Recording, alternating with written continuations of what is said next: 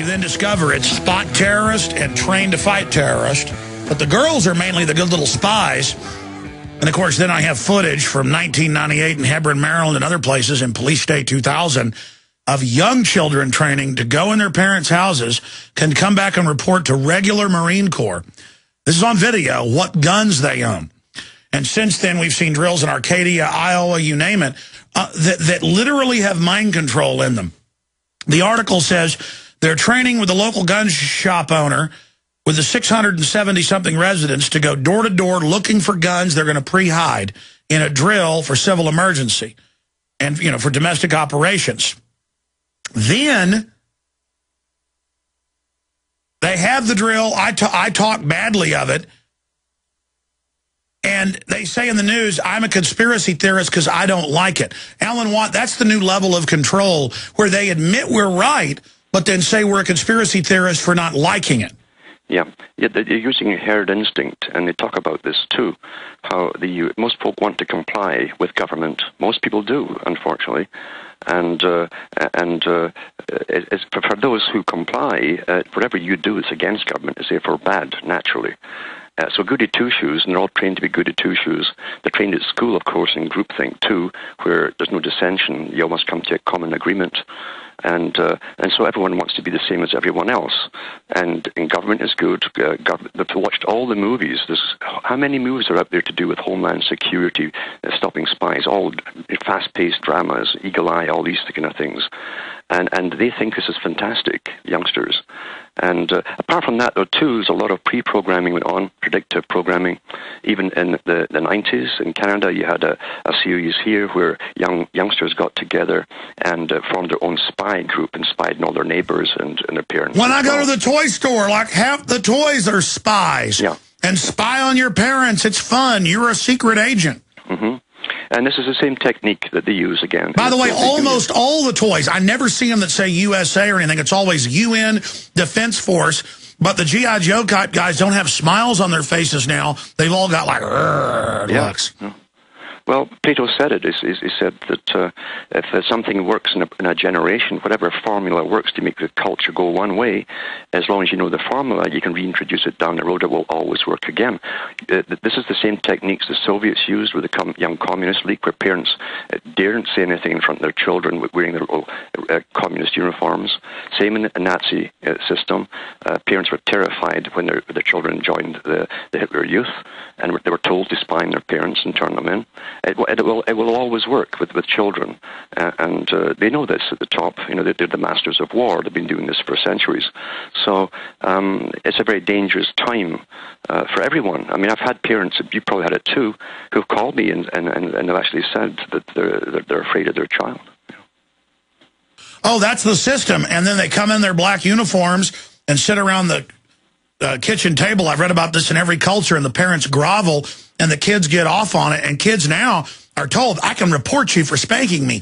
I can report you for what you said. I saw a case a few years ago where they took a guy's kids because he said, don't trust the police in Round Rock. Don't trust the government, and don't take shots if they tell you to. And it was on the news that, well, CPS has taken the children because the police say, he said, don't trust them. Mm-hmm. I mean, that was on the news. Yeah. And, boy, I later heard those kids were absolutely in hell because once they were with the little pedophile rapers, they found out, you know, people find out once they get in the clutches. You thought Mommy and Daddy were bad? Now you're going to meet a pot-bellied rapist. Yes. And George Orwell also put this in 1984, his book and the movie, where the youngsters are dressed up with little outfits, and they're maybe around 7 years old, and they're saying to Winston, oh, you're a thought criminal. You're a thought criminal, aren't you? We're going to report you. And so they go around terrifying everyone who's an adult.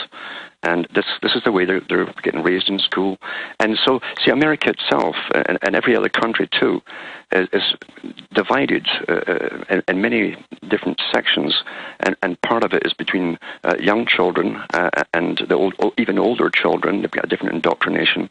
So there's about 3 or 4 indoctrinations on the go at the same time with different generations, and that's part of the problem. But it's been orchestrated this way, and it's all managed this way by those who oversee the whole system. So, well, take the TSA pedophile training force. I mean, all these psychologists have come out and said, oh, it's training kids. That's how a pedophile will touch to test to see if the kid will go along with it. This is totally screwing kids up. The grabbing the women's breasts, going in the pants, radiating everybody. And, of course, we knew this was the plan, but now they're going on the streets, the highways. It's clearly a program to train us. We have absolutely no rights, and the state's going to put their hands on us. And now the cops take the blood. That's training them for medicalization. I remember a decade ago they couldn't get the cops to carry out forced inoculation. So they said, we'll get them to do other medical stuff first to create that. So now they're going to be medical enforcement officers. Yes. And they've even had that in science fiction movies for the last 42 years, this would come, because these guys are all picked, of course, for predictive programming too. But we're in it now, and you're under martial law, and they're training the public, just training the public. That's all it is, into complete obedience and fear of reprisal if you don't comply. It's incredible. Even the situations in the main stations, the train stations in New York, places like that, with the screens everywhere, running these little promos about Homeland Security, and we have 200 agents right now amongst you right now in this place. And you only trust government, only telescreens at Walmart and Mall of America and town squares, like out of a dystopic nightmare science fiction movie. Watch everyone, only trust us. What's your neighbor doing? Your children being trained. That's right. Little discount credit cards given to them. Oh, report on your parents. And I have those promos. I've played them. Mm-hmm. And they're doing it all with a completely, totally straight face to everybody. It is so incredibly diabolical, and they're pushing it into overdrive right now. Why is that? They're pushing it overdrive because they have talked about more riots, but they have further plans to crash us again economically, and to get us down to the proper level of austerity. You see.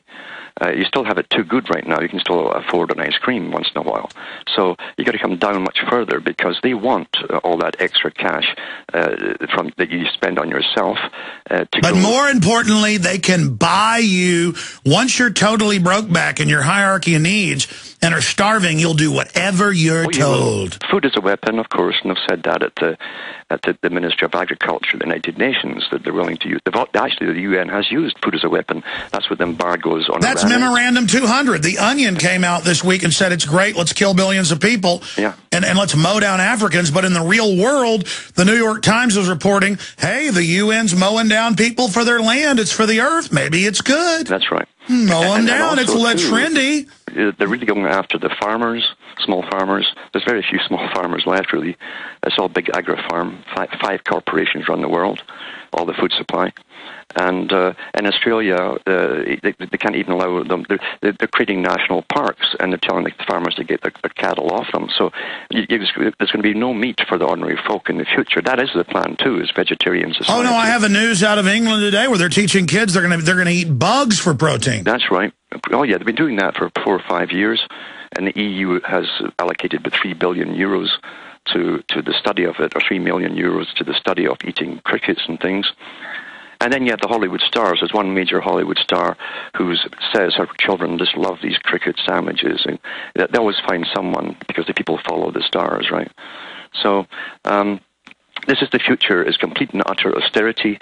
And then you go back 2 or 3 years and you find the head of the Green Party who said, oh, everybody obeyed in World War II. They had very little money.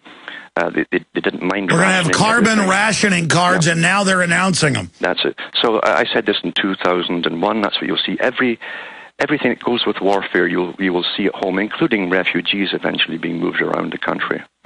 Yeah, and it'll be, we got to put these homeless people in the sports stadium. That's already begun in Tampa and in Northern California, Central California, in Sacramento. You can't have homeless out at night. They got to be locked up. And, we got to arrest the dissenters. They're causing problems. Yes. And so they are ready for it's not really a planned rebellions they're ready for. They don't believe they're going to be a planned rebellion, but they do believe there'll be spontaneous riots as people who are at the bottom of the ladder get hit even harder. And then they'll use them to say, see, we got to raise the taxes on the rich. That means somebody making $50,000 a year or $100,000 to pay them, and then all the money siphoned off to the foreign banks. But the unwashed masses don't know because they literally, and I've talked to some of the general public, they can't talk now. The language is gone. Yeah. And if you bring up a serious issue, they begin to laugh at you with a pre-programmed response. That's right. Every response that you see from anyone out there has been either in a comedy or a movie or some soap or whatever. No, they're not their own person. They live in a playland of Arrested Development that the psych warfare chiefs talk about, and they'll repeat something that they think makes them look blingy. Instead of actually being intelligent, it's just all a big fake. And like the yuppies watch the news that's propaganda and repeat it like they're real smart. Oh, yes. Oh. Yeah. Well, that's what Brzezinski said. The public will be unable to reason for themselves. All they'll be able to do is to repeat last night's news to each other. And that was in the 70s he said that. So we're here. We've been here for a while. And men try to impress each other on talk radio about how upset they get for their team. And they just sit around like men 5,000 years ago would talk about defending their village with the same concern, against marauders. It's just like, yeah, man, I tell you, we got to have the Giants win, or I don't know what I'll do. Meanwhile, their kids being fed GMO, they're going to be sterile. They're going to get cancer at age 17, probably. Total death, and the numbers are increasing. We're being murdered. And you talk to that man, they'll look at you and just laugh because you're not manly. You're not manly, Alan Watt. You don't know how to stand around and go, ugh, football, ugh. Yeah. While poison's put in our water and food. I mean, you're just not a man. That's it. That's it. They're all conditioned. But they will obey government. They will obey government. These guys will bug their eyes out at you and have their shirts cut off. And I'm not saying there's anything wrong with that, folks. The point is, you see them in the grocery store or whatever, walking around hard, act all sinister. You see these tough guys, when they see a cop, they look like a dog, like groveling, almost rolling. Government. They're just total cowards. Yeah, they are. And again, they can only act as a mob, So the problem is, as I say, though, that the big boys are ready for all of this. They've planned it. They probably will even set off the riots themselves, spark them off when it's time. And that's the usual thing. They don't wait until people do something. They generally do it because they have the plans and timetables. And then, of course, they'll turn around and say, see, there are crazy folk amongst you out there who are going to riot, and so we need even more security. Well, in England, which we'd all predicted, the police stood down, and it turned out a lot of those riots were organized, pushed by the media. Oh, yeah. Oh, yeah. And mind you, too, see, every organization is infiltrated. And in every area, they have their instigators living amongst them, by the way. And they go out and drink with them, all these young guys. Hey, before I knew how bad it was, I don't know, 6, 7, 8, 9 years ago, a few times I worked with a few people locally who later I found out were sabotaging, lying, doing everything you could imagine. And it was, I mean, it had to be professionally being done. And you're just like, my God, you people are everywhere. Well, one case came up in Montreal recently. It was a top policeman. It was a policeman, but he was one of the 3 who had access to all the informers to do with what they call the local mafia in Montreal. It's not an Italian mafia, but it is a mafia. And he was going to turn over 2,000 informants, spies in Montreal alone to the mafia. 2,000.